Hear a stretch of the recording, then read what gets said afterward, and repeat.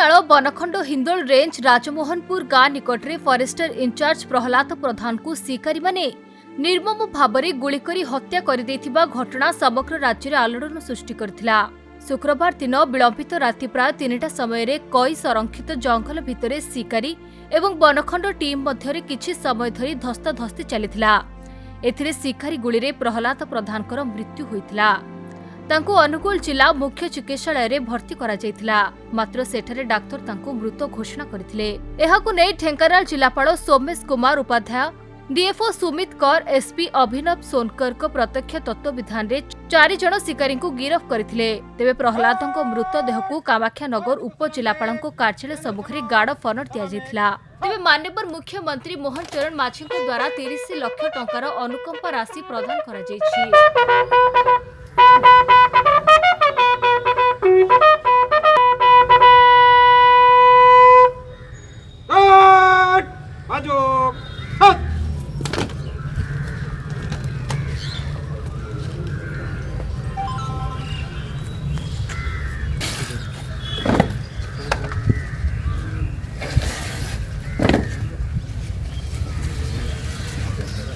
दुर्घटना आमे समस्ते मर्माहत बहुत दुखित से फैमिली केमती आगु को चलो आम देखिक आज बहुत कष्ट अनुभव करूँ कारण होल फैमिली बापा थे सी थे मिसेस भी ये फॉरेस्ट डिपार्टमेंट सहित रही आम लोक मान सेवा दौरान वन्यजंतु मान सेवा दौले सी जो आम मानस बाबू बोली कहू मो सहित भी बहुत थर कथा मसे तले डाकिक एरिया बाबद सहित आलोचना करूँ। इठी जो पूर्वर थिला हाथी मारिया माफिया माने बहुत हिंदोल कथा आप जानते हिंदोल माफिया मानकर आडास्थली होती किंतु ये जो आज जो दुर्घटना निश्चित भाव में सरकार भी मर्माहत होती माननीय मुख्यमंत्री परिवार 30 लाख टंका क्षतिपूरण देवाई घोषणा कर डिपार्टमेंट जहाँ दब ये तो आम खुशी नुह जे आम किसी क्षतिपूरण दौचु कि सेठिकार जो माफिया माने विभिन्न समय से अंचल को क्षतिग्रस्त करुँच सरकार तरफ क्षमा दिहबनी। आज 4 जन को धरा आहरी टीम भितर रही एसपी जाइए आम निर्देश देचु प्रकृत में तार रूट कौट होची बाहर कर। 2009 मसीहारू प्रहलाद फरेस्ट गार्ड भाव में जोगदे अनेक प्रशंसा साउंटी एपरिक विभाग पक्षर मध्य श्रेष्ठ सम्मान में सम्मानित करा जायतिला। तांकर मृत्यु को नहीं स्तब्ध हो जाइछि समग्र कामाख्यानगर। तो बड़ दुख एवं परितापर कथा मु भी बहुत दुखित फॉरेस्ट फोर्स जने जवान शहीद होइछन्ति एवं मु मंत्री हला परे तांको साहसिकता तांकर भल काम पई वर्ल्ड फॉरेस्ट डे रे तांको अवार्ड कराइथिला। तो निश्चित भाव में फॉरेस्ट डिपार्टमेंट जने योद्धा जने जवान को नष्ट करछि काम पे एवं दुखदायक कथा।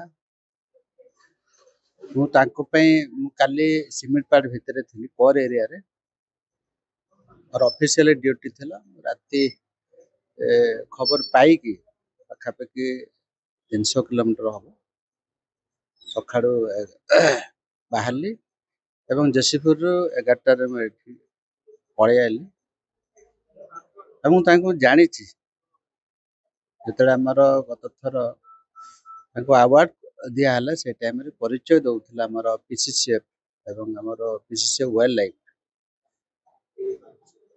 बड़ दुखर कथा। ये भड़िया एंटी सोशल माफिया मान को केबे भी सरकार क्षमा दबनी।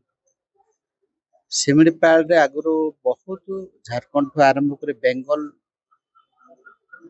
आरंभ कर विभिन्न अंचल माफिया माने पशुले एवं विगत दिन मानक सिमिडपाड़ आमर फॉरेस्ट कर्मचारी मानकर जीवन जाइए परवर्ती समय रे ताकू टेक्निकली आमे प्रत्येक जगह आई कैमेरा विभिन्न स्क्वाड सब लगे दी तो ये आगामी भविष्य में आम निश्चित भाव में सुरक्षा एवं आम डिपार्टमेंट जिते भी कर्मचारी अच्छा साथी सरकार forest minister whole department whole जनसाधारण सहित अच्छा भयभीत हबार नहीं आम निश्चित भाव में असामाजिक काम करुवा माफिया जंगल माफिया और शिकार माफिया मान कड़ा तागिद कर सूचे दूच आगामी भविष्य कठोर कठोर